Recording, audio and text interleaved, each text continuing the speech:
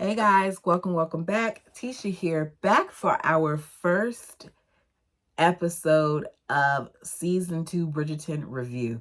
That came out real funky. Bear with me. This is a little lengthy. I didn't watch season 2 as frequently as season 1, so my notes may be all over the place. I'll try to do better with the next one. I wanted to get this out though because season 3 is going to be here before we know it. And at this point, I know I'm not going to get to Queen Charlotte yet, but I think that season 2 definitely matters before we get to season 3. So let's begin. Daphne arrives at the Bridgerton household in London, and we see a bunch of commotion as 7 of the 8 siblings are waiting outside of a room along with Lady Bridgerton for whoever's in the room. Now, at first, I thought that the young lady who was gone for majority of the last season was the one who was in the room, but it wasn't. The person that was in the room was Eloise, and Eloise comes out in her debutante attire, feather and all, because she is on the market this season.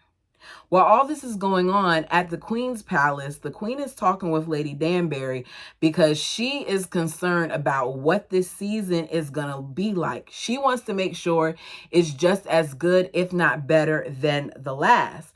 Lady Danbury assures her that no matter what the season is, she is the one who determines who the diamond is. And as they're having this conversation, I'm thinking that she's really concerned about, who she's going to see. But the Queen shifts it to talking about Lady Whistledown. She's wondering if Lady Whistledown is going to return because they haven't heard anything from Lady Whistledown since the last time we did, which was the end of the last social season. As much as the Queen does not want to admit it, Lady Whistledown very much so offers the Queen some much needed entertainment, because my assumption is that the life of a royal is very lonely. You can't just pick up and go wherever you want to go. You can't just have anybody come over at any time. Like, things are done differently, and as a result, she needs entertainment, and the people are her entertainment. So she's gloating, thinking about the writer and how because the writer was almost caught, maybe the writer came to her senses and maybe the writer's not going to publish again. But then as she's saying all of this, she has an epiphany because she's like, okay, maybe she stopped writing because everybody left the country and there was nothing to talk about. Everybody left for the country and there was nothing to talk about. And then she goes, no, maybe she stopped writing because she left for the country, because she's one of us. I said, oh, come on here, Queen. The Queen is starting to put a little bit of stuff together. So we see that the family has left the Bridgerton household and all the ladies of the Bridgerton clan are in this one carriage. All of the men are in another. Eloise is in the carriage getting advice from Daphne that she does not particularly want, and she looks terrified. Unlike Daphne, Eloise just does not want to be bothered with this. Daphne was excited and nervous because she wanted her husband. Eloise isn't looking for her husband. Eloise doesn't want to be on the social scene at all. We see her squirming and her fanning, and she's just annoyed. Meanwhile, in the carriage with Anthony, Benedict, and their youngest brother, I cannot remember his name, starts with a G. Anthony is calm. Anthony states that my task this season cannot be exceptionally difficult because, after all, Hastings was able to do this. So Anthony doesn't feel like this is going to be that hard. Benedict is looking at him like, oh, you really feel that way. And you're saying that with so much feeling too. And he continues, I do not need feeling. What I need is what I have. And that is a list. He pulls out the list. Tolerable, dutiful, suitable enough hips for childbearing, and at least half a brain. I said, suitable enough hips for childbearing. We really are acting like these women are, on display at an auction, and we're supposed to be buying who we think is the most viable. Sounds a lot like slavery to me, but I'll continue. And that last part is not so much a requirement, but a preference, in fact. So he's hoping that they have at least half a brain. Because as you guys remember in the last season, he said he doesn't want love anymore because Sienna broke his heart. He wants a wife. So we see everyone arrive at the palace, and it's young lady after young lady after young lady being presented to the queen, and she looks utterly bored. Before Eloise walks in, we hear her ask her mother if there's any way that she can get out of this. And I think that Lady Bridgerton is really nice and I like her and all those other things. But I was annoyed because rather than telling her she could get out of it, she basically says, you know, don't worry, daughter, whatever comes of this, you're my diamond. She don't want to be anybody's diamond. She wants to get out of this. I don't know why ladies didn't have a choice. It's like whatever their mother said, that's what they had to do. Anyways, Eloise begins to walk, and it's not looking good. The floors are creaking. Her facial expression shows that she's petrified. The queen is looking at her. She's looking at the queen. And as she takes a few steps, the door opens and one of the queen's men walks in. And guess what he has for the queen? What'd you say?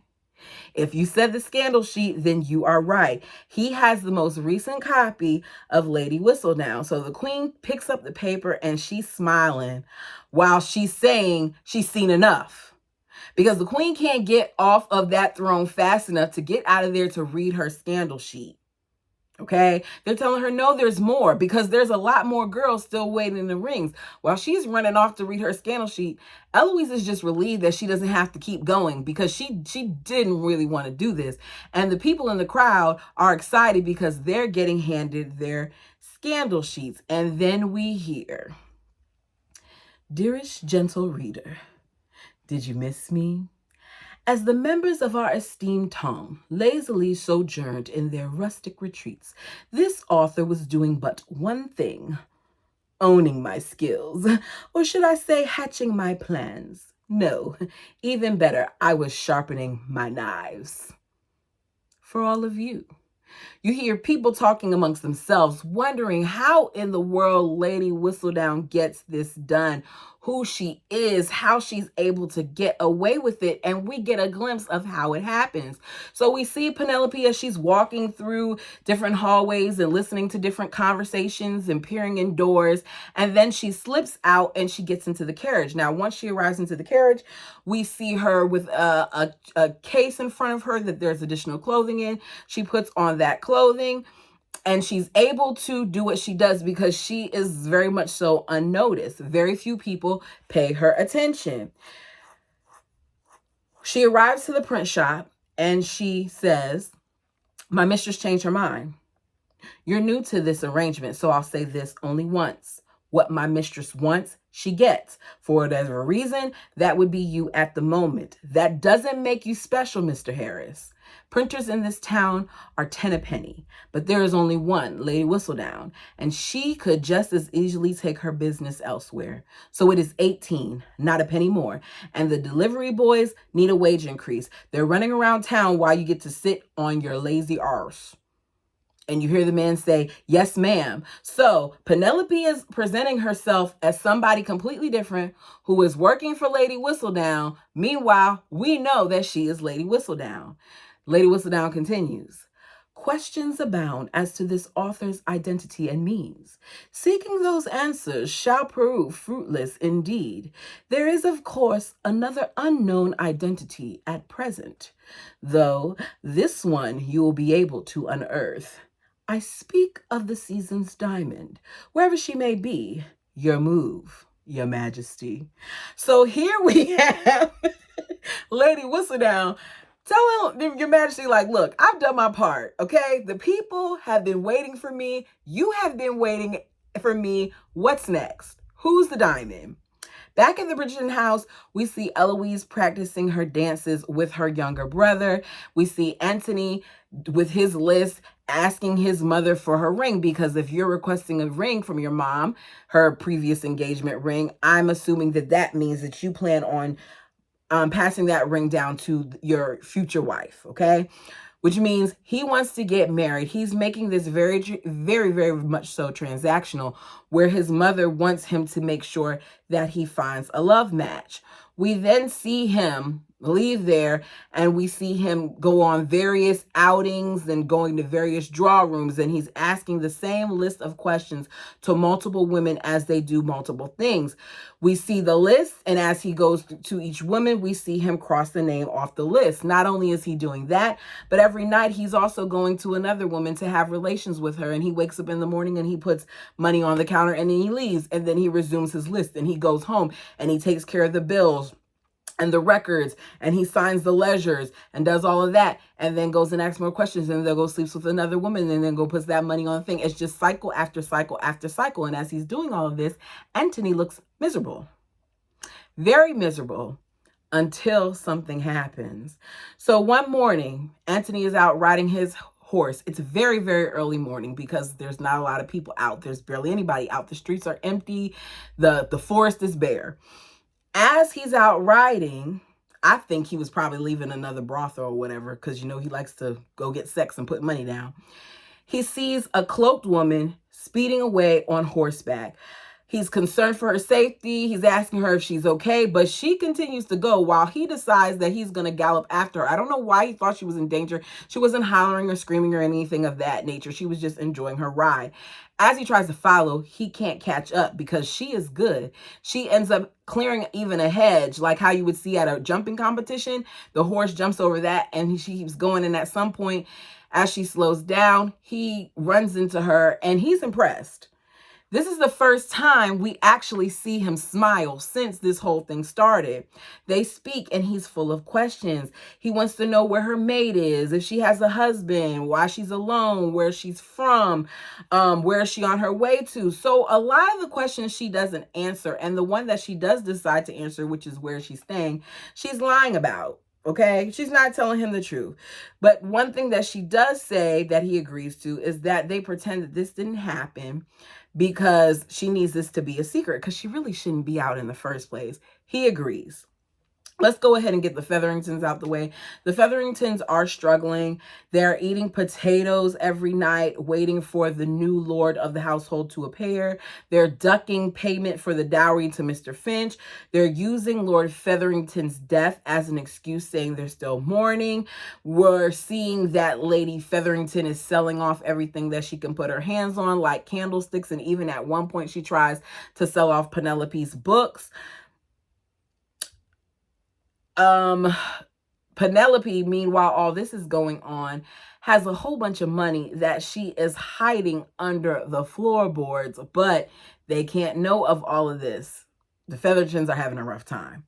Lady Danbury. At Lady Danbury's house, we meet the Sharma family, and we're waiting for the eldest sister to arrive. They arrived the previous night from India. Lady Mary is the mother, Edwina is the youngest sister, and Kate is the eldest sister. Kate happens to also be the same woman that Anthony saw riding cloaked on the horse, okay? We learned that Lady Danbury is not only hosting the first ball of the season, but she's also hosting the Sharmas, which comes into play for many reasons, because if you're the host of them, then that means you take care of some of the financial aspects of them. That means that they kind of are an extended representation of you. All of these things matter. Keep that in mind as we go throughout the season. Lady Danbury thinks that they'll have no problem finding someone for Edwina because she's young and she's beautiful and she's talented, but they may have problems finding someone for Kate because Kate is old, y'all. Kate is an old maid. And I never knew that you could be this old at 20 and 6. Yes, you heard me correctly. She is 26 years old and she's considered old. What would they think of me? Lady Danbury lets them know that the instruments are tuned and the various instructors will be there to assist Edwina in the morning, because as her being a woman, she's supposed to know how to do certain things, because, you know, it's the woman's job to entertain these boring men. Kate, however, who at sometimes, in my opinion, comes across as a know-it-all, lets it be known that they don't really need those things, because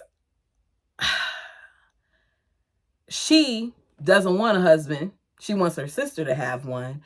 And her sister not only stands quite tall, smiles rather exquisitely, and speaks a bunch of languages, but she can play multiple songs. She can dance. She's the full package. In other words, she is ready, unlike a lot of her competition. We see Edwina speak French and, whatever else. And she later has a conversation with her sister where she says she's nervous, but her sister reassures her everything will be okay, and that their goal is to make sure that they find her a true love match. So it's time for the ball. We see all the various people having their different conversations, and then of course the queen arrives at the ball, and she makes it known that she feels like she's surrounded by flowers when she's looking for her diamond. Lady Danbury introduces Kate and Edwina Sharma to the queen, and then reminds the queen of Lady Mary. This is when we find out that Lady Mary is on the queen's bad side. And I was like, what did Lady Mary do? And the gossiping crew lets us know, because Lady Featherington asks as she sees her, is that Lady Sheffield Sharma? The others in the crowd speak, and they talk about the scandal that surrounds her. So let me go ahead and give you all the details of Lady Mary. So Lady Mary was the former incomparable, which means she was the former diamond. She was the former diamond that fell in love with a poor clerk. The clerk not only was poor, but he had a child. That child was Kate, which shows us that there's some layers there. She took off with him because she was in love, as well as Kate, and they went to India. And she did this without informing the queen, which is a big deal because she was the diamond. So her parents, as a result of the embarrassment, disowned her and stopped having contact with her. We then hear Lady Bridgerton, as all this is going on, announce that her son, Anthony, will choose a wife this season. This is a big deal to the ladies in this community because despite whatever they heard about Anthony, Anthony is a Viscount. He comes from a well-known family that a lot of people look to, that are well-established, that have a lot going for themselves, that are wealthy, that have status, that have security. So, of course, what's going to happen? All the ladies are going to flock to him. So he is getting some of the attention that the Duke got last season that the Duke didn't want. As this is going on, Kate spots him and makes mention that she knows him. And Lady Danbury is looking at her like, how do you know him? Because you just got in town. How do you know him? She doesn't go into any detail, and it quickly changes subject, but we know that she knows him because she was out riding that horse that she wasn't supposed to ride. So you hear Edwina, as she's looking on, say, he's very handsome, and Kate agrees. Edwina is then approached by a gentleman to dance. Kate is looking like, his name is who? Who is he? I don't remember hearing about him. While Lady Danbury is looking at her like, if you don't let that girl go dance, she needs to dance, because Edwina looks to her sometimes to see if it's okay to do it. Kate's reluctant. Lady Danbury says, you need to go. So she goes. She then lets Kate know that if a young lady does not reserve a spot on her dance card and she is approached to dance, she's expected to dance. And I was like, goodness gracious, back then women really did put up a lot. Because what you mean if I'm approached to dance and there's room on my card, I have to dance? What if I just don't want to dance with you? I'm seeing very early on that Kate is a very protective sister. And I find it a little interesting that she was the one who kind of took on the role of what the male traditionally would have taken on for her sister and not the mom. But I guess we find out a little bit about that later on. So I'm looking at her, I'm like, okay, you're reminding me more and more of Anthony in different ways. So we see Penelope outside listening to some of the latest gossip. And normally Penelope would be able to do this without being spotted, but Eloise is there now. So Eloise approaches her to talk. You see some guys come over requesting to have a moment with Eloise. One wants to dance with her. One wants to go get something to drink with her. And she quickly lets them know that her dance card is full. So because she has a full dance card, she doesn't have to entertain them. Penelope then, as the guys leave, reads the dance card and realizes that the names that are on her dance card aren't even real names. I said, Eloise is determined to not be bothered with these people. She thinks she gets away with it, but her mother ends up coming over and drags her to meet someone. And you see Anthony, he is dancing on the dance floor. Kate is watching him. Now, I don't know if she's watching him because she's watching him, or if she's watching him because the person that he was dancing with was so uncoordinated that she just looked stiff and kept bumping into him, and it was very awkward dance. The dance is so bad that Anthony, does his little bow to her in the middle of the dance so he can leave the dance floor, and he goes outside. And as he's out there, there are some friends that are out there as well, and they're talking. He does not see that Kate has followed him out there. I don't know why she's following him, but she's following him for various reasons. So as she's out there, she overhears their conversation. And the first thing she hears is, pick the least objectionable and get her wed, bed, and bread. Now, normally, if you heard that and the man didn't agree with the statement, then he would correct those guys. That's not what he did. He lets them know that love is the last thing on his mind. He wants a pleasing face, an acceptable wit, genteel manners, enough for a viscountess.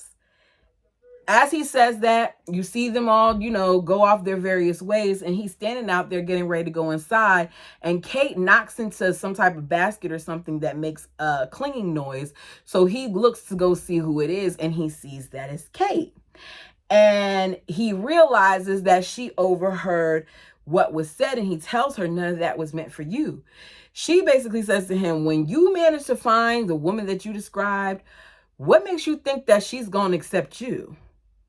Are the young ladies of London so easily won? Like, are they that desperate that all it takes is for you to have a nice smile and they want you? Rather than hearing all that she said, he just likes the fact that she said that he has a nice smile. I'm like, out of all the things you're going to say, oh, you think I have a pleasing smile? No. She says, I find that you think, too highly of yourself. And I feel like your character is just as bad as your horsemanship. And she tells him good night and walks off. We then see Lady Danbury and Lady Bridgerton talking. They're talking about what happened last season and how they were able to get the Duke and them together. And she says, I see what you did there by announcing to the crowd that, the Viscount is looking. And they're, just doing what friends do, because those two are friends.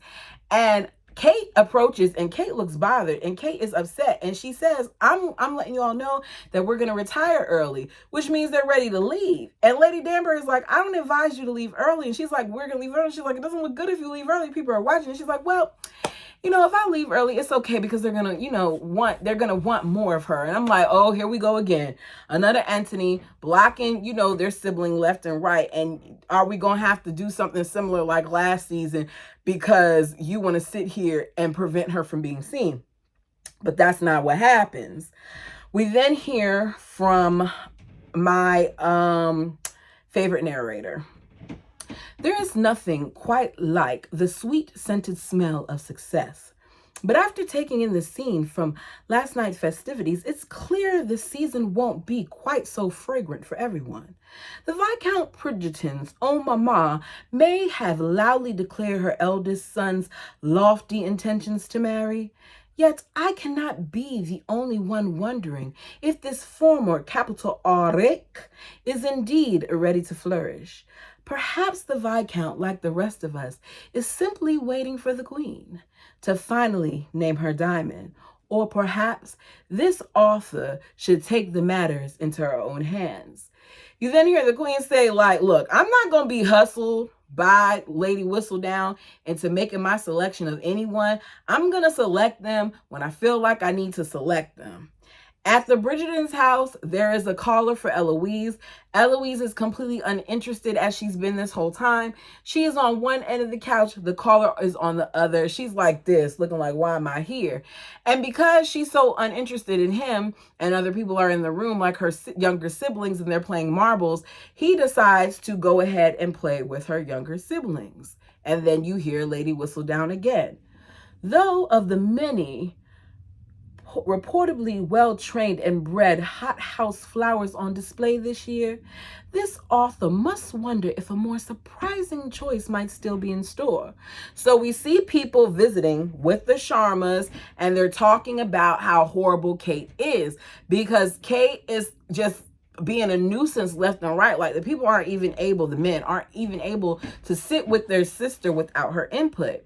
So you hear Lady Whistledown again. Whichever darling miss receives such high esteem, let's hope there is a suitor available of only the sharpest wit.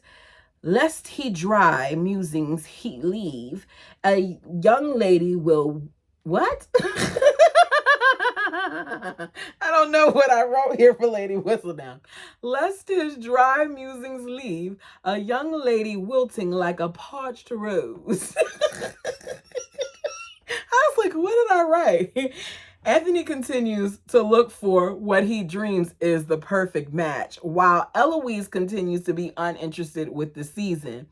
As she gets a visit from the Modiste, you see them complimenting, what was done, and Eloise is still like not feeling it.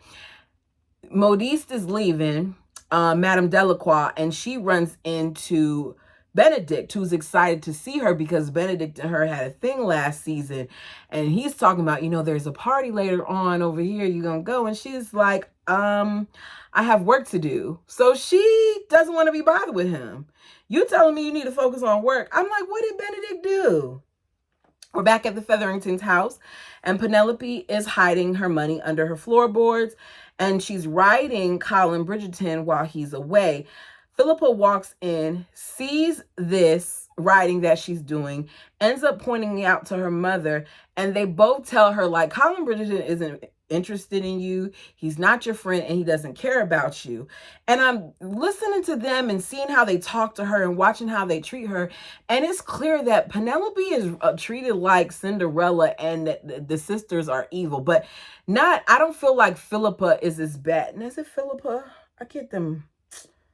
I don't feel like the other one that's promised to Fitch is as bad as Philippa. Philippa is mean to Penelope for no reason. Like, there was no, like, taking her paper and holding it up in the air. It's just like, what are we doing here?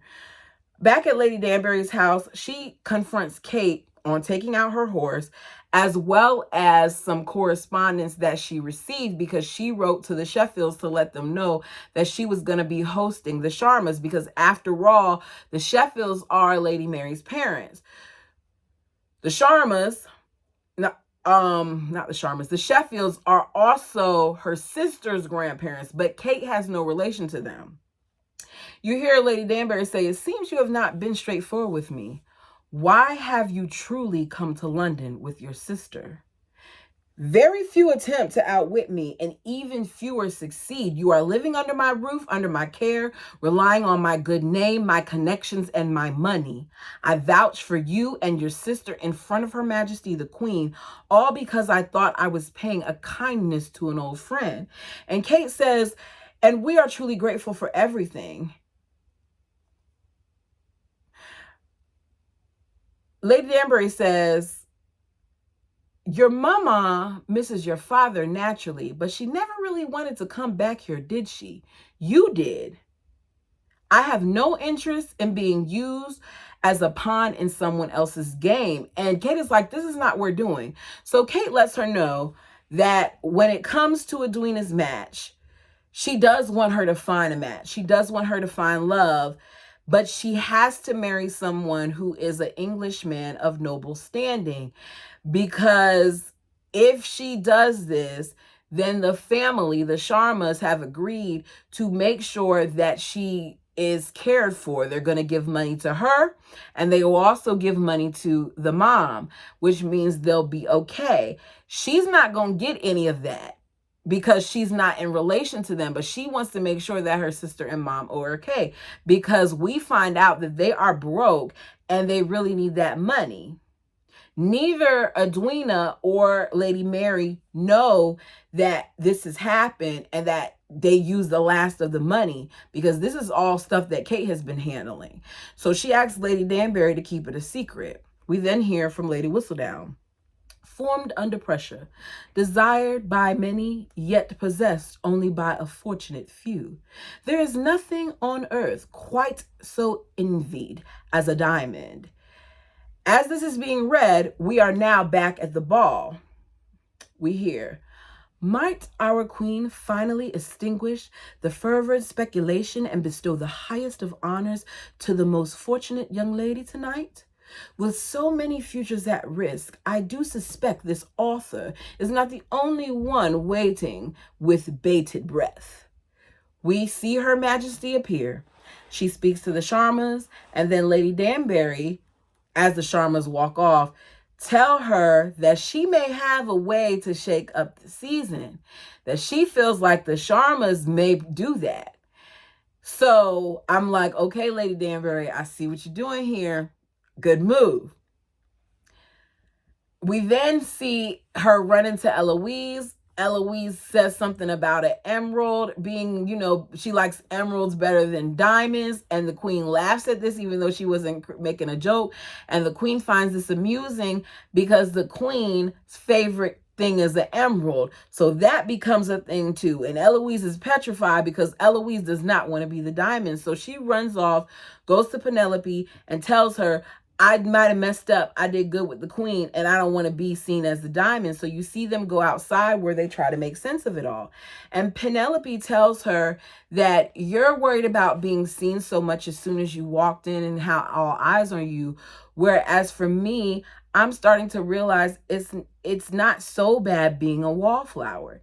They speak of Lady Whistledown and how Eloise is looking at Lady Whistledown the same way, and how Eloise feels like, why do we have to, name a diamond and all these other things? And she hates disappointing people because this isn't what she wants, and she's not Daphne, and she knows that people feel like she's Daphne. And Penelope, on the other hand, is talking about how invisible she is and how, with her, there's no expectations. And it just shows you the stark differences in their worlds, because one of them is in the shadows and doesn't necessarily want to be, and one of them is in the light and kind of wants to be in the shadows. So they're both in two different worlds, kind of, even though they're in the same world, right? So the queen calls, everybody to attention and names the diamond of the season as Ms. Edwina Sharma. And the guys waste no time to approach her. It's ridiculous that it takes a title in order for, the men to do this, but these are men after all. No offense if there are any men watching out there, I'm just saying. Her Majesty introduces the Viscount to Edwina, and he gets the first dance. This, of course, becomes an issue with Kate because she knows that he does not want a love match. Edwina is perfect. She's unfazed by the questions that he's asking. She's answering everything he wants to know. She reads books. She can carry on a conversation. She has checked off everything on his list. He then asks if he could speak to her father, and she lets him know, her father has passed. He said, as is mine. And she says, but you can speak to my sister. And this is when he finds out that the sister who walks up is Kate. Kate sees her sister, takes her sister, walks her off, tells her you cannot go near him. Kate is very much so like hot-headed when it comes to certain things. And as this is going on, you hear Lady Whistledown say, color, clarity, carrot, cut. At long last, the queen has named her most precious stone. We then see the Featheringtons return home to a bunch of stuff in a pile in the front area. They see the now new heir of their household. He is neither old or ugly, and he is their cousin who has come all the way from America. He has taken care of the dowry, and he has moved Lady Featherington's things to a different area of the house because he is now taking over her rooms. Which goes to show you how much the lady just doesn't matter in this world. You hear Lady Whistledown continue. While this author finds Miss Edwina Sharma to be an exceptional young lady, it's about time I use these pages of record for something else. A shift. Is the entire practice of naming a diamond not, well, rather ridiculous? Should a woman not be valued for so much more than her dancing skills or her comportment? Should we not value a woman instead for her candor, her character, her true accomplishments? Keep in mind, these are some of the very things that we heard Eloise saying to Penelope. Perhaps if the queen abandoned this absurdity that is the diamond, we would all see that a woman can be so much more. We then hear Broomsley say, "What is it, Your Majesty?" Because Her Majesty is reading the paper and she looks concerned. And she says, "Edwina Sharma, my diamond, it seems she will need to be more for me this season than she will need to do more for me this season than simply sparkle." And that is the end of the first episode. You all tell me what you think about this episode. I think I'm going to get my flow. Don't mind me as we go through this. But what was your favorite part of this based on what I described? Put it down below. I think that my favorite scene was the initial interaction between Kate and Anthony, because seeing how upset he looked while he was going through his mundane, I'm gonna do this, I'm gonna do this, I'm gonna check my list, I'm gonna have sex, then I'm gonna go back to doing this, and how we saw a little bit of curiosity when he met Kate, that alone kind of sparked my interest. But tell me yours. Like the video if you have not done so already, and I'll see y'all in a couple days.